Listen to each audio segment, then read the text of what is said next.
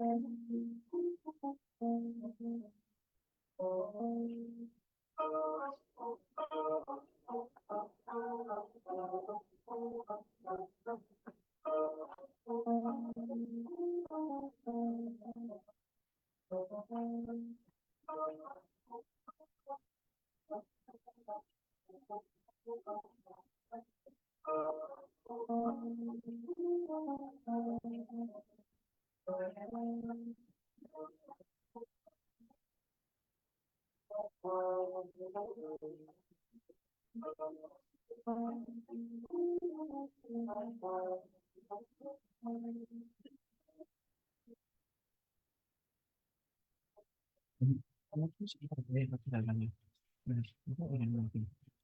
que ya, ok.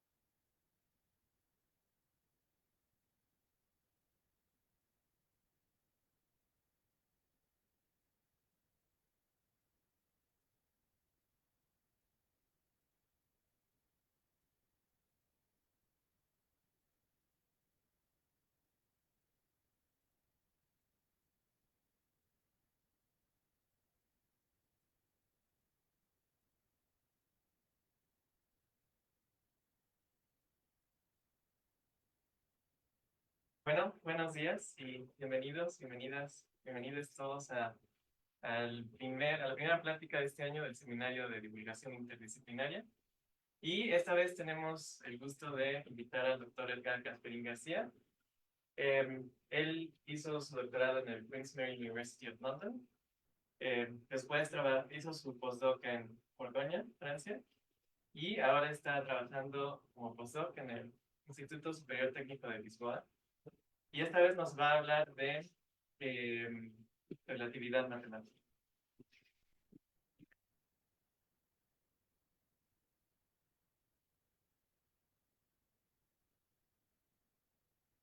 Bueno, buenos días. Primero quisiera empezar agradeciendo la oportunidad de dar una charla aquí. Yo estudié aquí en la Facultad de Ciencias y es la primera vez que doy una charla aquí. Gracias por esa oportunidad, al Departamento de Matemáticas y en particular a Manik y a Gilmer por hacer esto posible. Y bueno, de lo que les voy a platicar hoy es no sobre un resultado en particular, sino quiero hacer un recorrido sobre un problema en relatividad matemática, que es el estudio de la frontera conforme en relatividad general. Entonces, quisiera empezar, primero, antes de decirles a qué me refiero con la frontera conforme, primero motivando por qué nos importa de manera matemática y de manera física estudiar este tipo de infinito en relatividad general. Y actualmente me parece que la mejor manera de hacerlo es a través de ondas gravitacionales. Estas fueron detectadas observacionalmente hace un par de años y ya nadie duda de la existencia de este fenómeno. Pero al principio, cuando Einstein obtuvo la fórmula cuadrupolar, no estaba claro si este era un efecto simplemente coordenado o de la linearización de las ecuaciones o era un efecto realmente que estaba allí. Y para ver que era un efecto que realmente estaba allí en las ecuaciones no lineales, tuvimos que esperar a que el desarrollo de la teoría desde el punto de vista matemático, liderado por Penrose, Sachs, Bondi, etcétera, llegaran a una teoría de radiación gravitacional en el ámbito no lineal, y para hacer eso tuvieron que introducir infinito nulo. Entonces, si quieres estudiar radiación gravitacional desde un punto de vista riguroso, tienes que estudiar este tipo de infinito. Luego, este no es el único lugar donde aparecen infinitos en relatividad, este tipo de infinito en relatividad, sino que, por ejemplo, para definir la masa o el momento angular, tienes que calcular ciertas integrales en ciertos infinitos, hay diferentes infinitos y diferentes definiciones de masa, pero bueno, el punto es de que tienes que calcular algo en infinito. Entonces eso te da otra motivación física para, pues bueno, estudiar estos infinitos. Luego, la definición formal rigurosa de agujero negro hace uso del concepto de frontera conforme o infinito nulo. Y finalmente eso se conecta con uno de los problemas abiertos en relatividad matemática, que es probar la conjetura de la censura cósmica, y lo cual se conecta con el estudio de la estabilidad global, es decir, de todo el espacio-tiempo, incluyendo sus infinitos, de agujeros negros. Y bueno, una vez que he motivado ¿Por qué es importante estudiar infinito? Bueno, ahora les voy a platicar qué es eso de infinito, infinito nulo. Y en esta plática, pues bueno, voy a estar ocupando de manera como un sinónimo, infinito nulo, scry y frontera conforme. Se denota por este símbolo, de ahí viene el nombre scry, la manera que lo escribes en late, o en máquina de escribir quizá en los 60 con Penrose, pero bueno, este símbolo representa un infinito en el espacio-tiempo al que llegamos a través de seguir direcciones nulas. Es decir, paras un fotón y sigues este fotón hasta infinito, el parámetro afín, cuando se va a infinito, pues bueno, este va a dar a un punto en una variedad tres-dimensional que vive en infinito. Ahora, eh, ¿cómo se formaliza esto? Pues bueno, esto es algo que Penrose introdujo en relatividad, lo importó de matemáticas, lo importó a relatividad en los años 60, y lo que nos dice Penrose es, si quieres estudiar los asymptotics, el comportamiento asintótico del espacio-tiempo físico, M tilde, G tilde, tildes aquí significan cantidades físicas, en lugar de fijarte en cómo decae el campo físico en infinito, una manera geométrica de codificar este infinito es a través de una transformación conforme. Es decir, considera un espacio-tiempo no físico o rescalado, donde tenemos que la métrica no física es un rescaleo conforme de la métrica física. Entonces, físico tiene tilde, no físico, rescalado, no tiene tilde. Y la gracia de esto es que los puntos en infinito para la métrica física, o que están en infinito para la métrica física, corresponden a una región finita en el espacio no físico y corresponden a los puntos donde el factor conforme, esta función escalar, se hace cero. Y dependiendo si el gradiente a esta función escalar es cero o no en los puntos donde xi es igual a cero, pues bueno, uno tiene diferentes tipos de infinito. Si el gradiente a xi, donde xi se hace cero, es un covector distinto de cero, pues bueno, eso quiere decir que podemos definir una normal, la normal a la superficie xi igual a cero, y esa es la normal a este infinito, que es una variedad tres-dimensional, que está en infinito desde el punto de vista de la métrica física, pero que está a una región finita xi igual a cero, desde el punto de vista de la variedad no física y la normal de su gradiente, ¿no?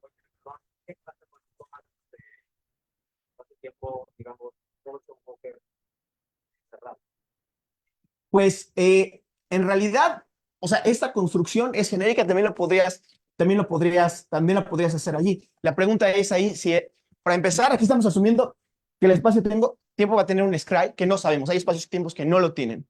Para un espacio-tiempo como Robertson Walker, pues a lo mejor es cerrado.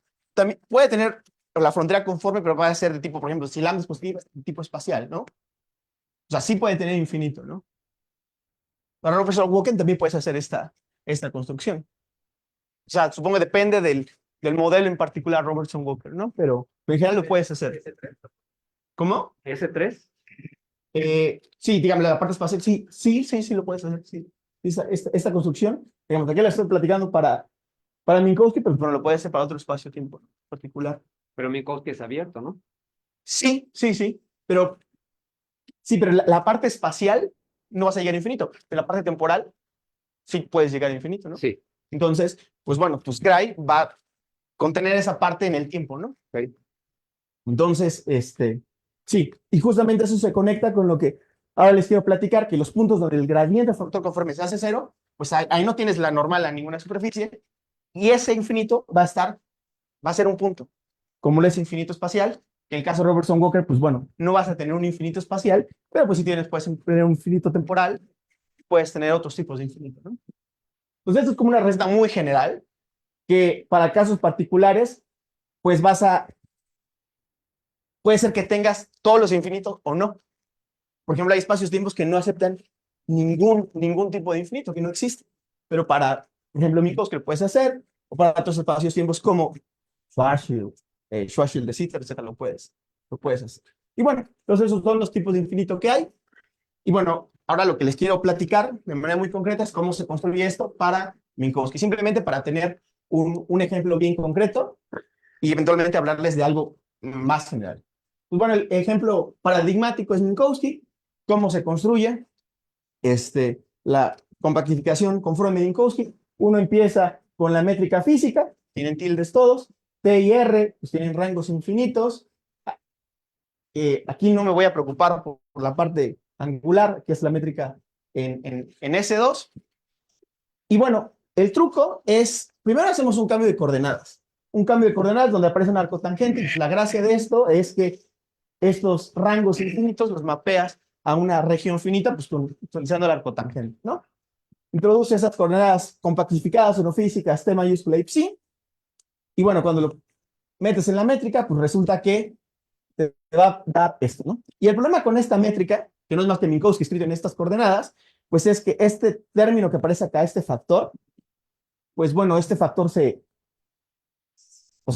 explota, donde el factor conforme que es esto se hace cero. Es decir, la métrica se vuelve singular, ¿no? Por este término de ahí singulares.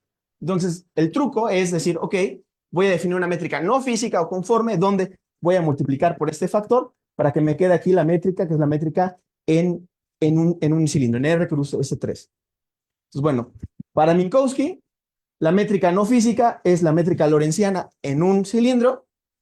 El factor conforme es esto, para este cambio de coordenadas. Y bueno, como una imagen habla más que 1000 palabras, pues esta es la representación conforme de Minkowski. De Minkowski, y Minkowski está contenido en esta región finita dentro del cilindro. El cilindro es la variedad no física y Minkowski corresponde a esta región. Déjenme comentar que en general, cuando tú haces una transformación conforme, pues la nueva métrica pues no tiene por qué satisfacer las ecuaciones de Einstein. En este caso, de hecho, es una casualidad, si así lo quieren llamar, que de hecho la variedad no física también satisface las ecuaciones de Einstein, pero si tú lo hicieras para Schwarzschild, la métrica no física, pues no satisface las ecuaciones de Einstein. Pues bueno, una aplicación muy visual y concreta de esto es la construcción de diagramas de Penrose, que son estas representaciones dos dimensionales del espacio-tiempo en su totalidad. Y lo que hacemos aquí es simplemente olvidarnos de la parte angular. Total, el espacio-tiempo es esféricamente simétrico. Y aquí representamos todos los infinitos, ¿no? Aquí tenemos infinito nulo o Scri, tenemos infinito espacial, infinito temporal futuro, infinito temporal pasado, cuyas definiciones, pues más o menos el nombre nos dice lo que significa, ¿no? Un infinito en el espacio, infinito en el tiempo al futuro, infinito en el tiempo al pasado. Y ahora, esta superficie Scri se llama también infinito nulo, porque los fotones llegan a esta tres superficie, pero no tiene por qué ser una superficie nula, a pesar del nombre infinito nulo. Puede ser una superficie de tipo espacial, como es de Sitter, o de tipo temporal, como lo es anti de Sitter, dependiendo del valor de la constante cosmológica. Entonces, a mí me gusta más llamarlo Scri, de manera más coloquial, para que no haya esta tendencia a pensar que a fuerza Scri tiene que ser de tipo nulo. Pues bueno, eso fue una construcción particular, y la receta en general es, si es que se puede, no todos los espacios-tiempos vas a poder hacer esto, hacer esta compactificación conforme. Y bueno, la pregunta natural ahora es, ok, pues la métrica física es física porque satisface las ecuaciones de Einstein. Pero en general la métrica no física no va a satisfacer las ecuaciones de Einstein. Entonces, ¿cuáles son las ecuaciones que rigen la dinámica de la métrica no física? Y para responder a esta pregunta, pues basta hacer la siguiente cuenta. Consideremos las ecuaciones de Einstein en vacío.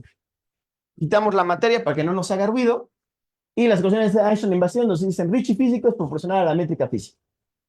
Y para empezar, estas ecuaciones no son conformalmente invariantes. Y algo que es aún peor sucede. Si tú calculas la regla de transformación conforme para el tensor de Ricci, haces una transformación conforme para la métrica y ves cómo se transforma Ricci, verás que el Ricci no físico se escribe en términos del Ricci físico, más términos que dependen del factor conforme y sus derivadas. Y esta es la ecuación que uno de manera un poco ingenua diría, pues aquí ya puedo leer una ecuación para la métrica no física. Una ecuación que me diga algo así como segundas derivadas de la métrica no física es igual a, si quieres lambda igual a 0, 0 más estos términos. El problema con hacer eso es que la única razón por la que hicimos esta transformación conforme es porque queremos evaluar el campo en infinito, en Scri, en xi igual a 0. Y esta ecuación pues tiene términos 1 sobre el factor conforme, y esos términos son formalmente singulares, entonces es una ecuación singular. Entonces, este es un problema. Y de lo que les voy a hablar hoy es básicamente de dos maneras de atacar este problema. Cómo evolucionar y cómo estudiar la dinámica de la métrica no física cuando pues, esta ecuación es singular. Y mi manera de clasificar los diferentes métodos para resolver este problema es clasificarlo a través de responder la siguiente pregunta. ¿Qué hacer con el factor conforme? Y hay, creo, dos posibles respuestas. Una es pensar que el factor conforme está dado. O sea, de manera artesanal y en algunas coordenadas que yo escoja, voy a escribir un factor conforme y voy a leer esta ecuación tal como está. Una ecuación que me diga segundas derivadas de la métrica es igual a algo que es formalmente singular. Ahora, no porque esta ecuación sea formalmente singular, quiere decir que las soluciones vayan a ser singulares o que vayan a tener algún problema, simplemente que uno tiene que ser cuidadoso tomando aquí algunos límites. Entonces, esa es una posible estrategia, tratar de evolucionar una ecuación singular. Y eso ha sido muy utilizado principalmente en relatividad numérica, cuando en relatividad numérica se quiere llegar al infinito. Las formulaciones más populares en relatividad numérica para acceder al infinito hacen este tipo de evoluciones ecuaciones singulares. Y normalmente están casadas a un gauge particular, que es el gauge de foliaciones hiperboloidales, que ya les hablaré más adelante de ello. Y bueno, esa es una de las cosas en las que estoy trabajando en Lisboa con el grupo de relatividad numérica. Y bueno, tiene ventajas, como todo, ventajas y desventajas. Una ventaja es que el factor conforme está dado. Eso quiere decir que sabes dónde están los ceros de esta función, lo cual quiere decir que tú sabes dónde empieza y dónde acaba el espacio-tiempo. La desventaja es que tienes una ecuación singular. Entonces, eso es una posibilidad. Otra estrategia es decir, no, yo quiero ecuaciones que sean formalmente regulares. Es decir, que no aparezcan estos términos 1 sobre el factor conforme. Y esto fue la apuesta de Friedrich en los años 80. Y la idea aquí es tratar de regularizar esta ecuación. ¿Cómo hacerlo? La idea es cambiar nuestra manera de pensar y no pensar el factor conforme como una cantidad explícita que tú das a priori, sino como una cantidad de evolucionar. Y leer esta ecuación no como una ecuación para la métrica no física, sino como una ecuación para el factor conforme. Si tú multiplicas esta ecuación por el factor conforme, vas a tener algo que diga algo así como el hessiano del factor conforme es igual a algo que tiene que ver con la curvatura. Y esto, después de un poco de trabajo, puedes ver que obtienes ecuaciones regulares, pero hay un precio a pagar. El precio a pagar es que ahora el factor conforme se tiene que evolucionar, ya no puedes darlo a priori de manera explícita, y por otro lado ahora tienes que evolucionar la curvatura. O sea, ahora la curvatura te tiene que volver una variable porque aparece en tus ecuaciones. Y bueno, acortando la historia, lo que obtienes son el siguiente sistema de ecuaciones. Estas dos primeras ecuaciones lo que hacen es codificar de manera regular esta ecuación singular. Y estas dos ecuaciones nos dicen que el hessiano del factor conforme está relacionado con el tensor de Schouten, que no es más que un concomitante de Ricci, pensémoslo simplemente como Ricci, y aparece esta cantidad del escalar de Friedrich. En escalar se define en términos del factor conforme, y bueno, tenemos esas dos ecuaciones. Ahora, se mete la curvatura y se mete el escalar de Friedrich, ya tenemos una ecuación para el escalar de Friedrich, ahora necesitamos una ecuación para la curvatura. ¿De dónde obtenemos inspiración para una ecuación para la curvatura? Pues de las identidades de Bianchi. Y las identidades de Bianchi escritas en términos de Schouten y del tensor de Weyl, en este caso el tensor rescalado de Weyl, que no es más que agarrar Weyl y dividirlo por el factor conforme, te dan estas dos ecuaciones, que simplemente codifican las identidades de Bianchi escritas para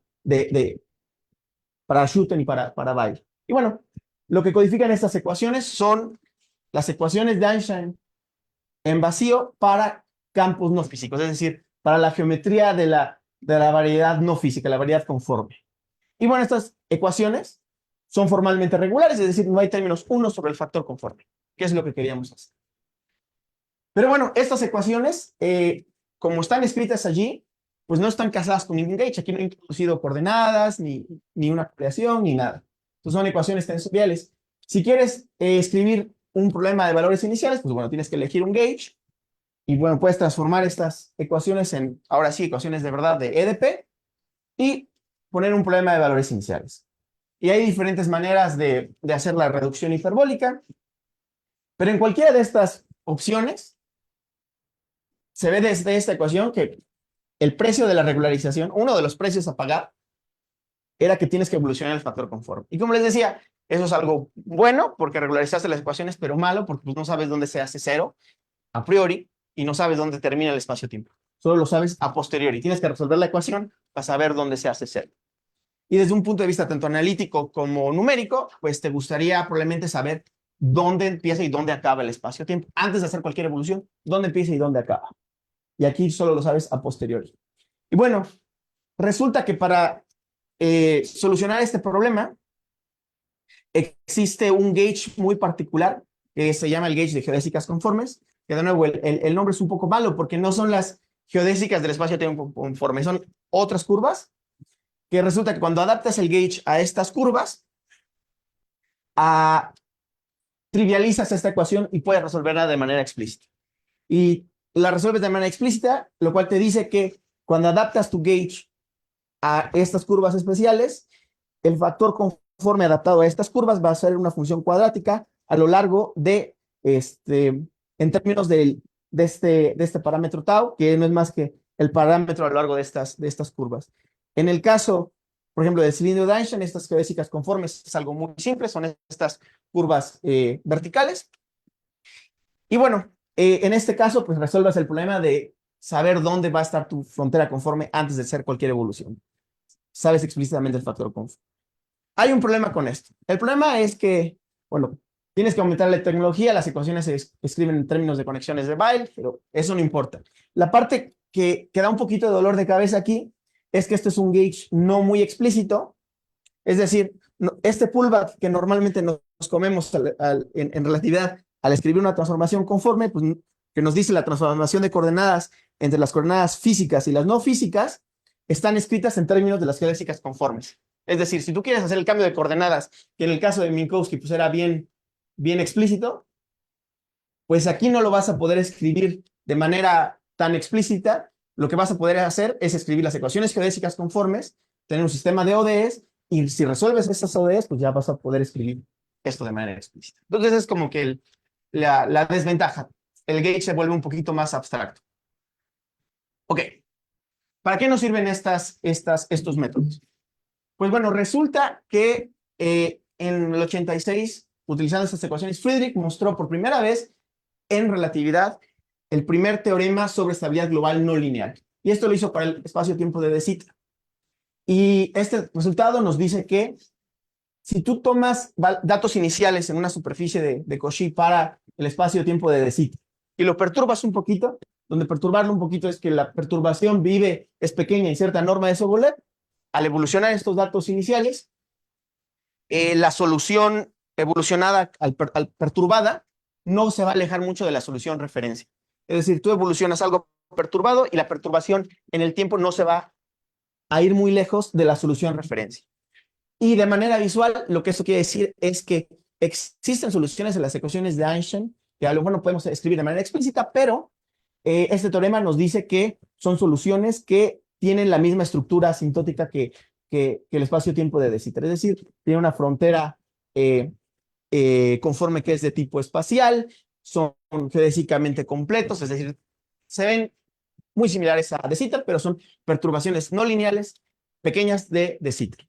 Okay. ¿Cómo se prueba este teorema? La idea básica es que las ecuaciones conformes te permiten transformar un problema que es global en el espacio-tiempo, potencialmente, puede ser solamente global en el tiempo, pero es general global en el espacio-tiempo, en un problema local en el espacio-tiempo no físico. Cuando tienes un problema local en el espacio-tiempo no físico, pues resulta que ya puedes aplicar técnicas locales. Y en particular, estas ecuaciones en el gauge apropiado, pues se vuelven simétrico-hiperbólicas, lo cual quiere decir que puedes aplicar ciertos teoremas generales para ecuaciones simétrico-hiperbólicas, resultados locales, y en particular el teorema de Kato nos dice que un sistema simétrico-hiperbólico, pues tienes estabilidad de Cauchy o estabilidad orbital local, y bueno, obtienes un resultado local en el espacio-tiempo no físico, que luego traduces al espacio-tiempo físico, y esto te da un resultado global. Ok. Esto se hizo para De Sitter. Y ahora la pregunta es, ¿se podrá hacer esto para un espacio-tiempo un poco más interesante? Por ejemplo, un agujero negro. Y la respuesta es sí. Por ejemplo, para el espacio-tiempo de Schwarzschild de Sitter, también lo puedes hacer. Lo primero que tienes que hacer es elegir el gauge. Y pues el gauge más conveniente es el de geodésicas conformes, porque ahí sabes de manera explícita y a priori dónde se hace cero el factor conforme. Pues bueno, lo primero que tienes que hacer es estudiar la existencia de geodésicas conformes en tu espacio-tiempo referencia, en este caso Schwarzschild de Sitter. Y bueno, eso lo hicimos y vimos que estudiamos unos ODS y vimos que esta congruencia de geodésicas conformes no te interseca. Es decir, que puedes adaptar tus coordenadas a esta congruencia de curvas y utilizarla para coordinatizar tu espacio-tiempo. Bueno, ya que sabes que el gauge existe para tu espacio-tiempo referencia, pues bueno, ahora puedes empezar a estudiar perturbaciones de ese espacio-tiempo. Y lo que hicimos fue poner un problema de valores iniciales asintóticos. Es decir, como para el espacio-tiempo conforme e infinito es tan bueno como cualquier otra hipersuperficie inicial, pues en particular te puedes agarrar la hipersuperficie inicial que es Scri, ¿no? Que es donde el factor conforme se hace cero. Pues bueno, pusimos datos iniciales ahí exactos de Schwarzschild de Sitter. Perturbamos esos datos iniciales, una perturbación pequeña, y utilizando las mismas técnicas que les había comentado para de Sitter, uno puede demostrar que al evolucionar estos datos iniciales perturbados, la solución que surja de estos datos iniciales, el desarrollo de estos datos iniciales, te va a dar un espacio-tiempo que tenga la misma estructura asintótica que Schwarzschild de Sitter. Es decir, si tú pintas tu diagrama de Penrose, pues va a ver básicamente igual a Schwarzschild de Sitter. Y esto quiere decir, de nuevo, que existen soluciones, o sea, existe un conjunto de soluciones a las ecuaciones de Einstein que tienen los asymptotics de Schwarzschild de Sitter. Y bueno, no lo podemos escribir de manera explícita, pero ese teorema muestra que allí están esas soluciones exactas. Y bueno, ok. Eso fue para espacios-tiempos que, como pueden ver aquí, Scri es de tipo espacial. Puedes aplicar estos métodos para espacios-tiempos que tengan un Scri de tipo temporal o de tipo nulo. Para el que es de tipo temporal, anti de Sitter, no voy a hablar, porque yo he trabajado mucho en eso. De hecho, es mucho más complicado porque ahí tienes que estudiar un problema de valores iniciales con datos de frontera. Se vuelve más complicado. Pero bueno. ¿Es igualmente hiperbólico? Sí. O sea, el espacio-tiempo referencia, sí. Lo que a lo mejor se está refiriendo usted aquí es por eso, Global Hyperbolic Development, es que lo que me refiero aquí es el espacio-tiempo referencia, sí es globalmente hiperbólico. Pero las soluciones que obtenemos no cubrimos el máximo dominio de dependencia. O sea, el máximo dominio de dependencia para un problema de valores iniciales cuando ponemos datos en Scri es cubrir todo este triángulo. No lo podemos hacer y la razón es que cuando estudiamos las ecuaciones obtuvimos una estimación para el tiempo de existencia y este tiempo de existencia no es óptimo. Si llegamos hasta un tiempo t bolita, donde t bolita está dado en términos de los datos iniciales. Desafortunadamente ese t bolita no cubre todo lo que uno podría cubrir. Entonces esto se podría mejorar. Pero si el espacio-tiempo es globalmente hiperbólico, pero no cubrimos el máximo dominio de dependencia. Ahora, creo que el caso más interesante de manera física, a menos que hagas cosmología y te interesen los espacios-tiempos con lambda positiva, pero para la mayoría de aplicaciones astrofísicas, las personas están interesadas en el caso con lambda igual a cero, el caso asintóticamente plano. Y ustedes se preguntarán, pues bueno, así como Friedrich obtuvo este teorema de estabilidad global no lineal para de Sitter, lo mismo se habrá hecho para el caso de Minkowski, y la respuesta es no, no se ha hecho con métodos conformes. Se ha probado con otros métodos, de hecho, con la prueba de estabilidad global no lineal de Minkowski, de Christodoulou y Kleinerman. Se ha probado esto, pero el caso conforme no se ha probado. ¿Por qué? Bueno, pues resulta que en el 86 Friedrich probó la estabilidad no lineal semiglobal de Minkowski. ¿Por qué semiglobal? La idea es que él da datos iniciales no en una superficie de Cauchy que interseca infinito espacial, sino en una superficie espacial que interseca infinito nulo.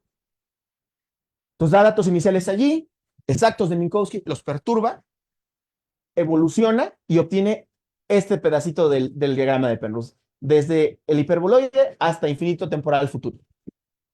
Y por eso es semiglobal, porque no cubre todo el espacio-tiempo, sino solo cubre de aquí para acá. Ok. ¿Por qué habrá hecho Friedrich eso? Y la respuesta es que no lo hizo por gusto, lo hizo por necesidad. Y la necesidad viene del hecho de que si tú das datos iniciales aquí en una superficie de Cauchy, al estudiar los constraints conformes, ves que las soluciones se vuelven singulares en infinito espacial. Entonces, bueno, tienes datos iniciales, ¿cómo evolucionar datos iniciales? Entonces, eso es un problema. Y el parche que se le ocurrió en ese momento es decir, pues voy a empezar por una superficie que no llegue a infinito espacial y donde no tenga ese problema. Entonces, el parche fue decir que vamos a poner un hiperboloide y evolucionar desde allí. Y resultó que ese parche se volvió muy útil porque la mayoría de alternativas numéricas para obtener evoluciones semiglobales hacen precisamente uso de estos hiperboloides.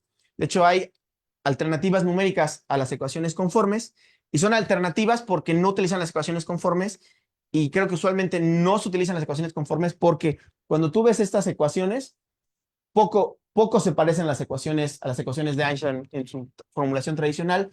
Entonces, para relatividad numérica muchas veces queremos que un código que ya tenemos que funciona bien, pues no modificarle tanto, ¿no? Y realmente implementar esto se vuelve más complicado, entonces se buscan alternativas y al buscar esas alternativas resultó que estudiar las ecuaciones de Einstein utilizando esas foliaciones hiperboloidales es útil, hay un precio a pagar, las ecuaciones son formalmente singulares. Pues bueno, esto ha sido bastante útil en relatividad numérica. Pero bueno, como utilizan foliaciones hiperboloidales, pues esta es parte del espacio-tiempo donde hay un problema grave, al menos desde el punto de vista conforme, pues se pierde. Ahora lo que les voy a platicar es un poquito de ese problema en infinito espacial. Y bueno, también les quiero hablar de las consecuencias de ese problema en infinito espacial. No solamente que las cosas se rompen porque los datos se vuelven singulares, sino también las consecuencias. Y eso tiene que ver con el teorema de Pilling, una de estas consecuencias.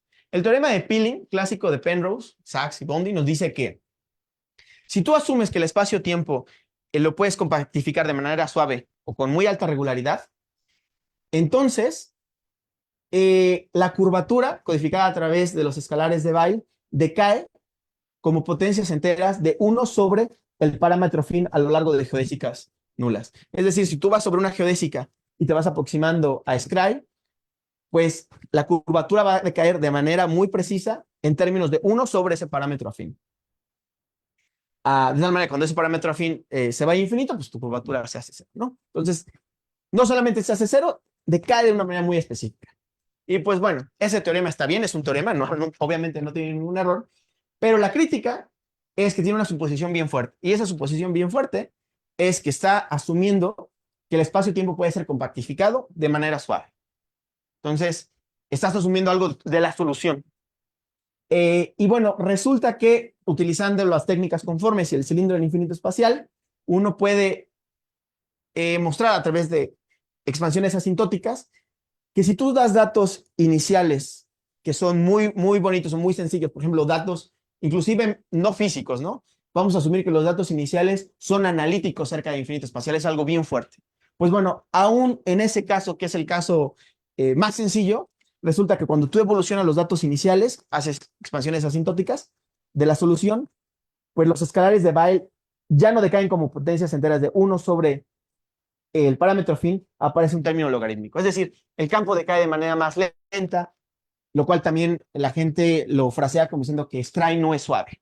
Es decir, aquí, si uno no asume que Scri va a ser suave, pues bueno, del evolucionar los datos más simples, pues en general vas a obtener un Scri que no va a ser suave, que va a tener una regularidad restringida. Y bueno, esto se ha hecho para las ecuaciones no lineales, para las ecuaciones de Einstein, pero no te tienes que ir tan lejos como para ver este fenómeno. Ese fenómeno lo puedes inclusive estudiar en ecuaciones lineales, en modelos juguete, y es de lo que les quiero hablar ahora, y con eso prácticamente voy a terminar. Y es cómo aparecen estos logaritmos en un caso bien concreto y donde uno puede resolver todo de manera explícita, ¿no? Y la idea es la siguiente. Empecemos con Minkowski. Entonces, la métrica de Minkowski. Y resulta que para Minkowski uno tiene el lujo de poder resolver las ecuaciones geodésicas conformes de manera explícita. Ahí sí podemos escribir todo de manera explícita y uno puede escribir de manera explícita el cambio de coordenadas entre las coordenadas físicas y las no físicas. Haces ese cambio de coordenadas y obtienes una representación conforme adaptado a este gauge de geodésicas conformes. Y resulta que cuando estudias la geometría de este espacio-tiempo conforme, infinito espacial ya no está representado por un punto, ahora está representado por algo que tiene la topología de R cruz S2, más bien de un intervalo cruz S2. Ahora infinito se va a ver, si uno hace un zoom a infinito espacial, se va a ver de la siguiente manera. Las coordenadas físicas son T tilde y R tilde. Las no físicas son tau y rho. Cuando tau es igual a -1, tienes scry, que es nulo, pero aquí lo estoy representando de manera horizontal, pero realmente es una superficie nula. Tau igual a -1. Tau igual a +1 es scry más. Rho igual a 0 es infinito espacial, que es este cilindro. Y lo que esto nos está diciendo es que podemos resolver cómo infinito nulo pasado se toca con infinito espacial y cómo infinito espacial se toca con infinito nulo futuro. Y aquí podemos ver que hay una distancia, aquí se ve como un punto, pero aquí podemos ver que realmente hay una distancia entre infinito nulo pasado e infinito nulo futuro. Y se conectan a través de este cilindro que existe aquí en infinito espacial.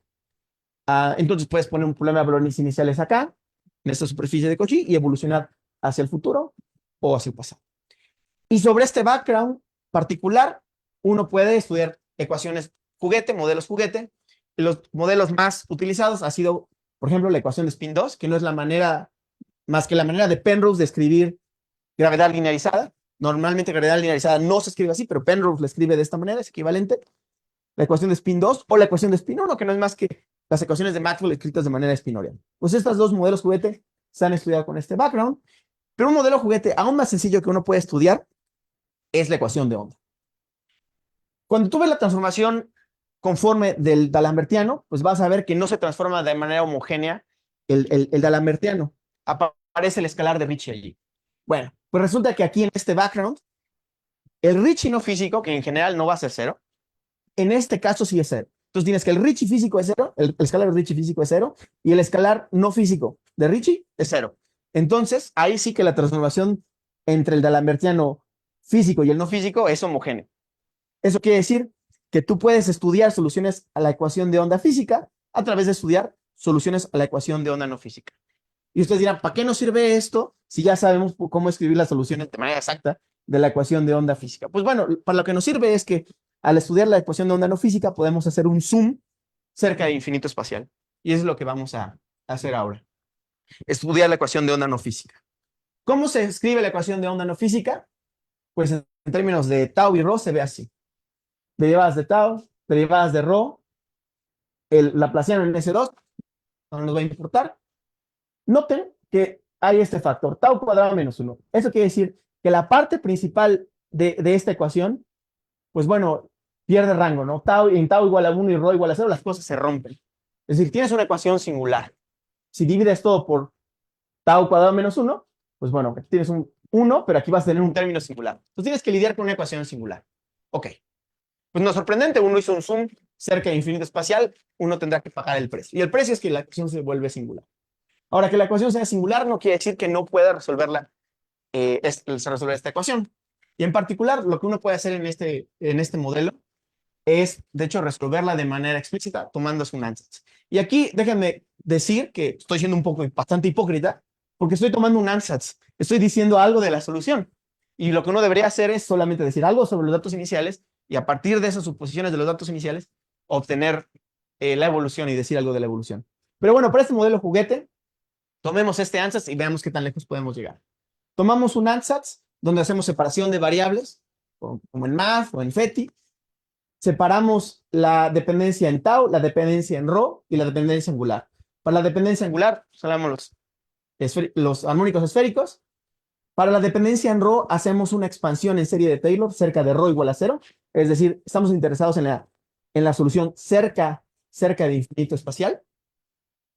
Y para la dependencia en tau, pues bueno, ponemos una función general A de tau, donde estas funciones, vaya, tienen estos índices que se acoplan a la potencia en rho y con los índices de los armónicos esféricos.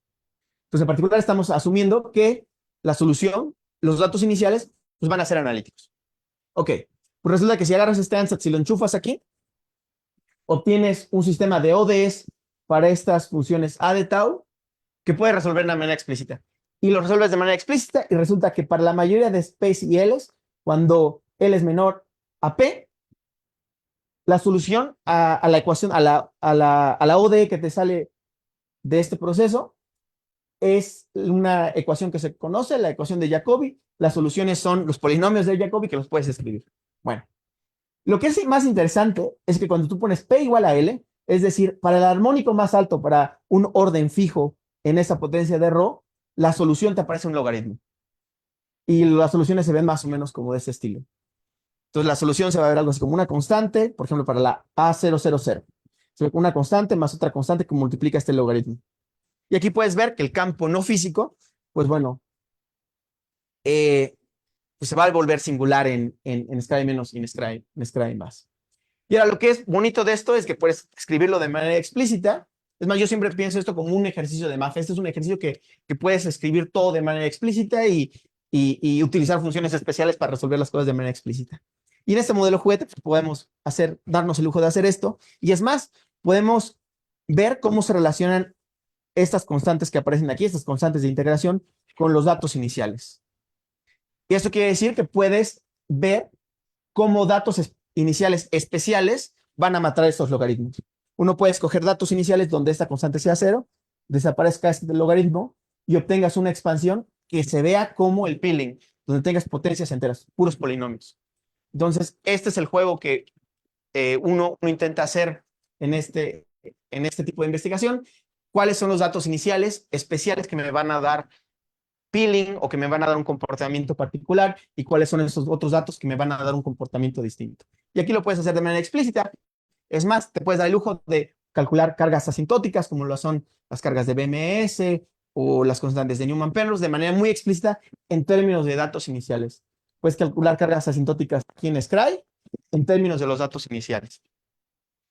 Y bueno, con esto prácticamente concluyo y quisiera simplemente para terminar hablar sobre las cosas que me gustaría hacer en el futuro. Una de ellas tiene que ver con el problema del infinito espacial y es la siguiente.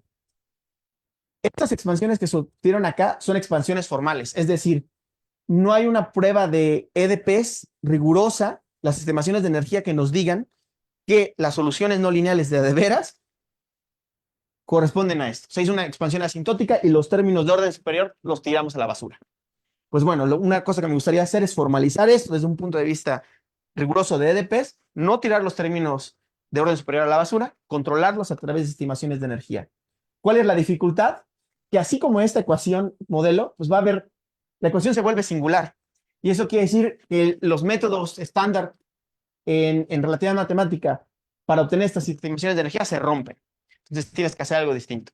Ahora, ¿por qué tengo la esperanza de que esto se pueda hacer? La razón es que Helmut Friedrich fue capaz de obtener estimaciones de energía para la ecuación de spin 2 en este fondo, con términos singulares. Entonces, lo que me gustaría hacer es tratar de hacer lo mismo para las ecuaciones no lineares. Eso es desde el punto de vista más de relatividad matemática. Algo que quisiera hacer con aplicaciones un poco más en física es lo siguiente. He observado que las ecuaciones conformes se han ocupado bastante para perturbaciones no lineales, pero para perturbaciones lineales poco se ha dicho. Y realmente en relatividad para obtener, por ejemplo, la forma de onda, la mayor parte se calcula de manera numérica y la parte, más bien, poco se calcula de manera numérica porque es muy costoso y parte de la función de onda se calcula a través de perturbaciones lineales de agujeros negros, el ring down, o modos cuasi normales. Entonces, algo que me gustaría hacer es estudiar modos cuasi normales, perturbaciones lineales, no a partir de las ecuaciones de Einstein como tradicionalmente se hace, sino con las ecuaciones conformes de Einstein, ya que esto me permitiría calcular todas estas cantidades, pero en infinito. Y es uno de los proyectos en los que estoy trabajando. Y bueno, una cosa final en la que me gustaría trabajar es obtener caracterizaciones invariantes de datos iniciales para espacios-tiempos con simetrías. Por ejemplo, cómo caracterizar el espacio-tiempo, datos iniciales para el espacio-tiempo de Kerr de Sitter, no de manera coordenada, sino de manera invariante, a través de las simetrías como lo son la existencia de espinores de Killing. Y bueno, esto se puede hacer directamente en la frontera conforme gracias a las ecuaciones conformes que te permiten evaluar las cosas directamente en Scrybe. Entonces, una caracterización asintótica de datos iniciales para KERL de Sitter, por ejemplo. Y bueno, con eso concluyo. Bueno, pues muchas gracias por tu plática, estuvo muy interesante. ¿Hay alguna pregunta?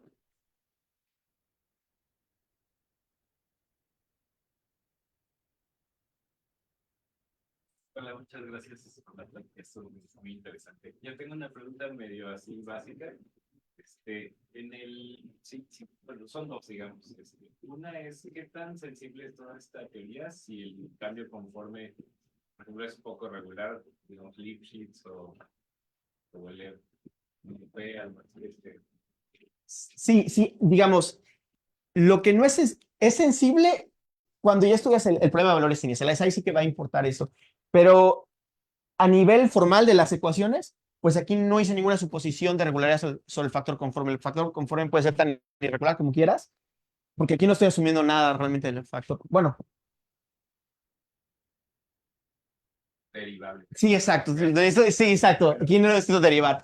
Pero bueno, no he asumido alguna propiedad extra, donde realmente los detalles de regularidad ya se vuelven muy importantes, no solo el factor conforme, sino de todos los campos, es cuando ya pones un problema de valores iniciales y consideras los datos iniciales.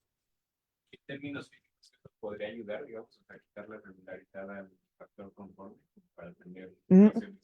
Normalmente siempre asumimos que el factor conforme es regular, es suave inclusive.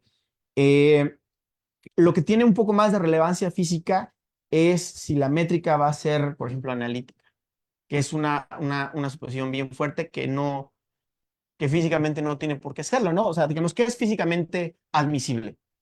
Físicamente admisible debe ser cualquier cosa que sea solución a las ecuaciones de constraint, de la superficie inicial. Entonces, si los constraints admiten soluciones de baja regularidad, pues entonces es una solución físicamente admisible, ¿no? Y el punto es cuando uno supone que los datos iniciales son, por ejemplo, analíticos, pues estás quitando del espacio de soluciones a los constraints un pedazo muy grande, ¿no? La otra es, pensando un poco en esto que decías de ver el cambio más en términos de una evolución del factor conforme, ¿qué pasa si prescribes la curvatura de Ricci después del cambio? O sea, no sé, que digas, se queda igual o algo así. Para la curvatura no física, pues bueno, de hecho tienes que prescribir en este problema los datos iniciales para la curvatura. O sea, tienes que dar datos iniciales para la curvatura. Y por eso es que esas ecuaciones se vuelven un poco engorrosas, porque necesitas datos iniciales para la curvatura. O sea, que todo está conectado. No tienes datos iniciales para la métrica, lo cual de ahí puedes sacar datos iniciales para la curvatura, pero bueno, necesitas datos iniciales para todos esos campos.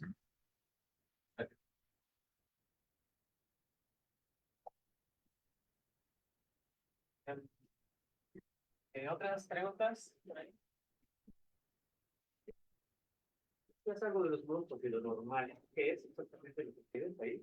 Pues lo que quisiera hacer es obtener perturbaciones lineales de agujeros negros en Scrybe.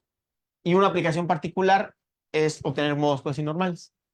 Pero no es que mi objetivo sea modos cuasi normales, sino simplemente que, digamos, cuando tienes las ecuaciones linearizadas, normalmente se reducen muchas veces a estudiar modos cuasi normales. Entonces, Forman una base. eh, pues que yo sepa, no, por eso son cuasi normales, porque no forman una base completa, ¿no? O sea, uno realmente no tiene control si forman una base completa los modos cuasi normales. Normalmente, digo, numéricamente uno los corta, lo que sea, pero no forman una base completa. El teorema espectral ya no se vale, ¿no? No sé si hay algo en Facebook. ¿No? ¿Alguna cosa? Bueno, pues si no, entonces le agradecemos a Edgar que nos dio esta plática tan interesante y esperemos que continúe en contacto con nosotros. Gracias. Muchas gracias.